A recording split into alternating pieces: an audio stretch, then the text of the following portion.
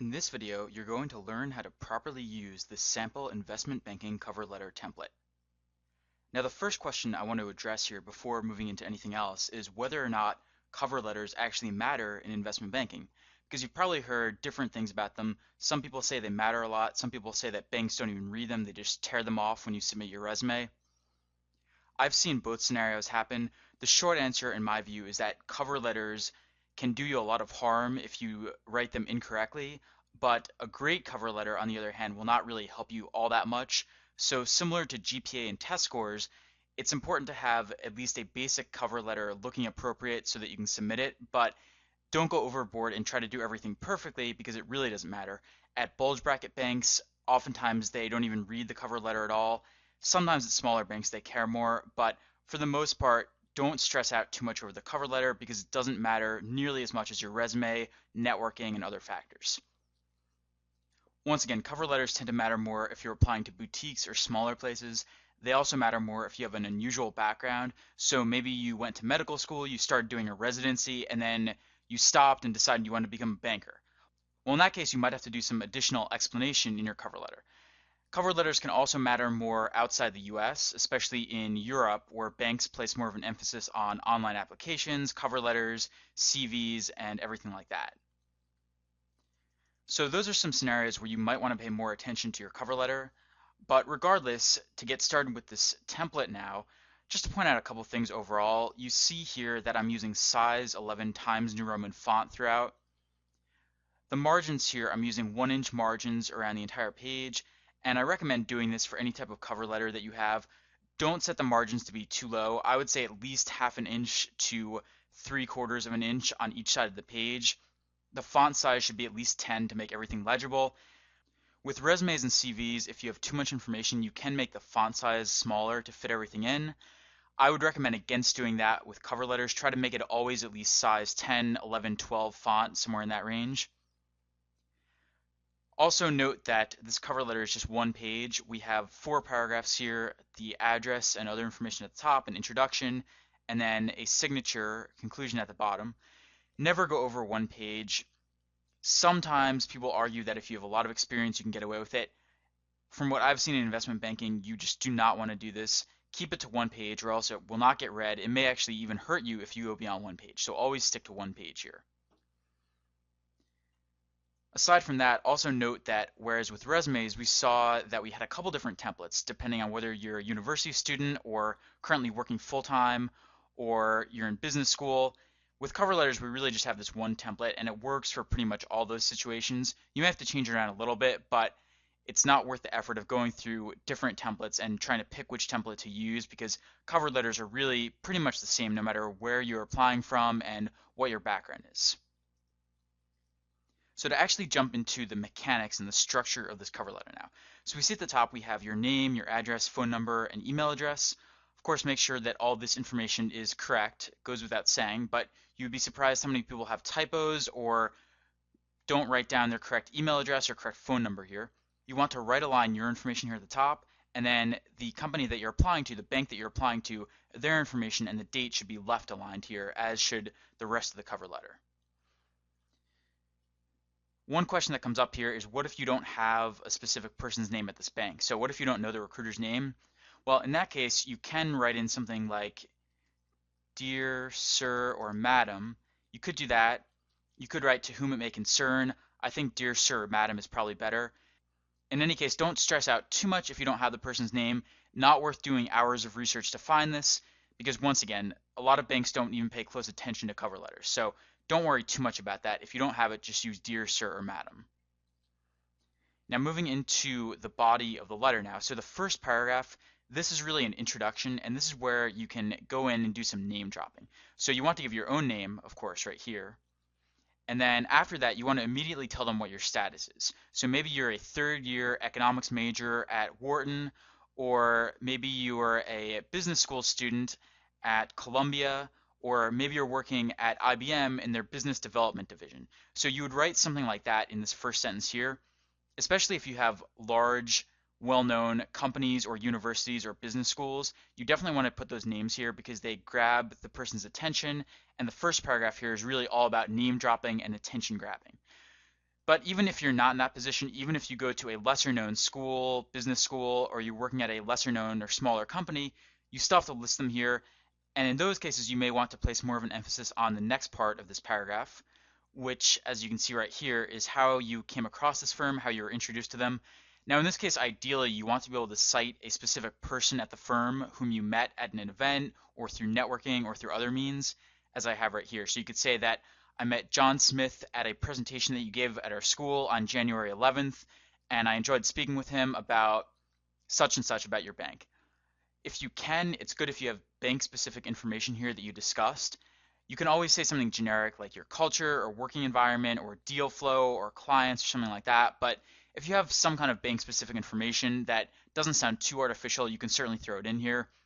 Some banks like to pride themselves on having global reach. Some of them like to brag about having the smartest, most capable people. Some like to talk about how they can use their balance sheet well to win deals, for example. So those are the types of things that you could potentially mention right here. And then to close off the first paragraph, say that you're interested in pursuing an investment banking analyst or associate position at your firm, and you've enclosed your resume and background information. So this is just to make it perfectly clear what you're actually applying for, especially at smaller places where recruiting is not as well organized. Now you've already listed your year in school and major up here at the top in the first line, but it's good to reiterate, if you're applying for summer internships, you would change this to investment banking summer analyst or summer associate position right here. Now the second paragraph, this is probably the most important one in the cover letter. This is where you go into your work experience and say what you've done in terms of internships or full-time work. You also want to highlight the skills that you've gained that are relevant to investment banking. So for this one, for example, let's say that you've had internships in private wealth management. So you could say I've completed internships in private wealth management at UBS and Bank of America.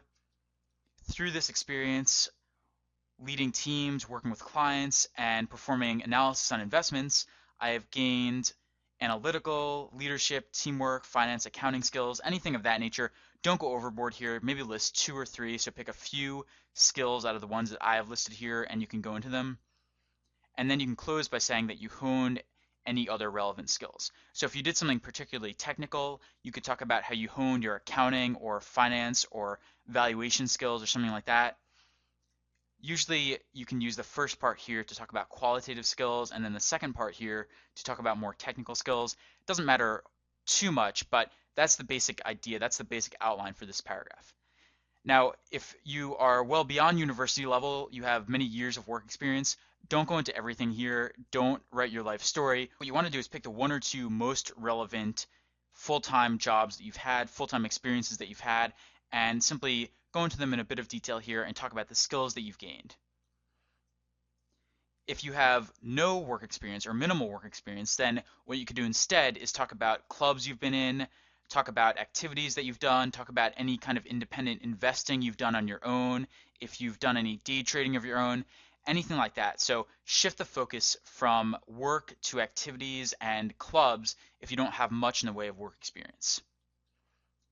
Then at the end here, one other thing I like to do in this paragraph is have something on any high impact projects or high impact clients or transactions or anything like that that you worked on.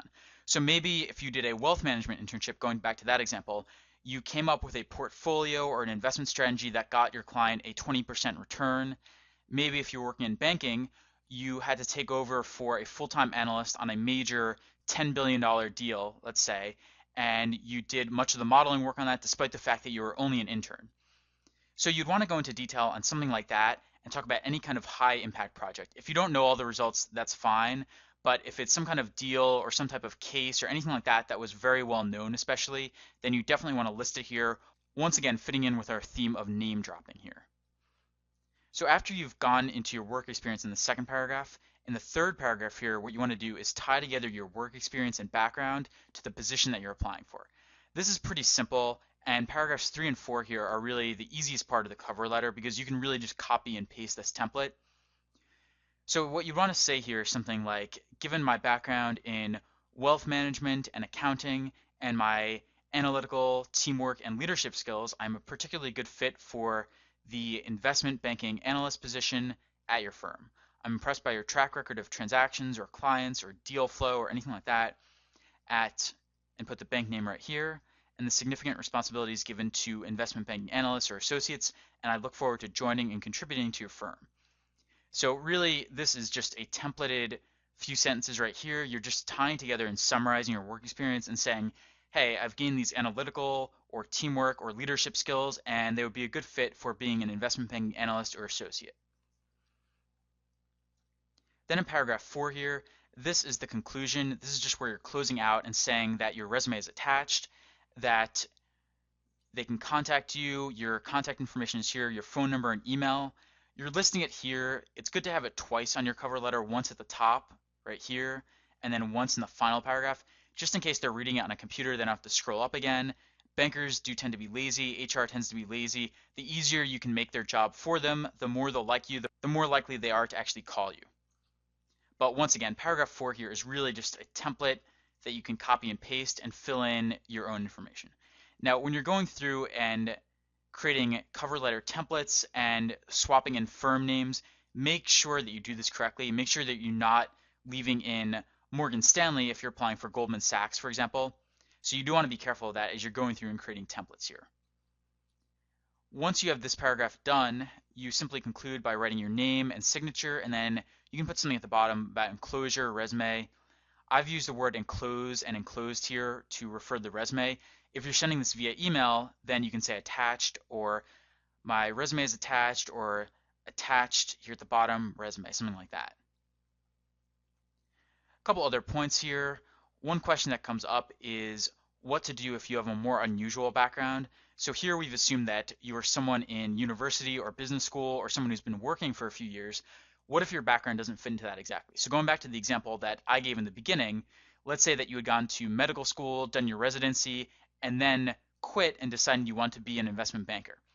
Well, in that case, you probably want to have a couple extra sentences here in paragraphs 2 and 3 explaining your motivation and saying, I started out being really interested in medicine and working directly with patients and solving their problems, but ultimately I realized that I got more interested in business, and so now I want to work in biotech or healthcare and apply my industry knowledge to the business world. So you'd want to go in with some type of angle like that and add in some more information here. Another question is when you're actually going and applying for jobs, do you create a separate attachment for this cover letter, or do you simply send it in the body of your email? I think it's better to send it in the body of your email and to make the email itself your cover letter. It seems a little bit redundant to actually create an attachment unless they specifically ask for it. Sometimes if you're applying online, they will say, upload your cover letter right here, in which case you would make this into a PDF and upload it. But overall, I think it's much better to simply make your email the cover letter rather than making a separate attachment. You can just delete the part here at the top with the address information and just start with Dear Mr. or Mrs. You can also cut down the length here quite a bit if it's an email. I would say cut this down to maybe 4 or 5 sentences total rather than the 3 or 4 paragraphs that we have here right now. Another question is what happens if the bank says that your cover letter is optional? So what if they say you don't really need to include this, it's just a nice to have, but you don't really need to include it? I would still lean toward including it and uploading it and sending them something. It doesn't have to be anything fancy, just go in and swap in the right information, take 2 minutes, 3 minutes to do that. It's just good to have something on record just in case everyone else happens to submit a cover letter and you don't. You want to have something just so that your application is comparable to everyone else's. So that is a little bit about how you can use this investment banking cover letter template to properly craft your own applications and apply to banks. The top mistakes with cover letters, sometimes people try to get fancy with colors or font sizes or background images or photos. Avoid all that. You really do not want to make your cover letter fancy. If you do, it will get passed around and made fun of and forwarded endlessly, and you will become a celebrity in a bad way, and you will never get investment banking offers. So keep it simple. It's better to be boring with cover letters than to go overboard and try to be too fancy. Some people make their cover letters way too long. They go on for pages and pages. Big mistake. Keep it to 1 page, 2, 3, 4 paragraphs at the most. Another mistake people make is trying to throw in too many irrelevant facts or too much irrelevant information.